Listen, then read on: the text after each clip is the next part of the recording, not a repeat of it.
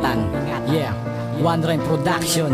Pilipinas, ang bansang ating minamahal, pero bakit hindi nawasto ating inaasal? Hindi nyo ba alam marami na naaapektuhan sa pagtatapon ng basura natin kung saan saan? Sa tuwing umuulan, walang tigil ang pagbaha, wala ring tigil ang pagluha pag merong nawawala na isang miyembro ng pamilya dahil sa pagkakasakit. Mga kaso sa dengue sadyang napakalupit, mga bumabarang kanal at binabahayan ng lamok. Masyado nang lumalala, hindi ba tayo natatakot sa mga nangyayari at pwede pang mangyari? Hihintayin pa ba nating marami pang madali? Habang maaga pa ay mag-isip-isip ka na, may panahon pa tayo upang maagapan pa. Mga basura dapat nating ilagay sa tama, kalinisan ay panatilihin, tiyak naliligaya.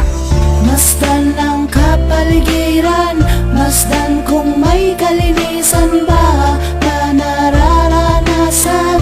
Eh kung wala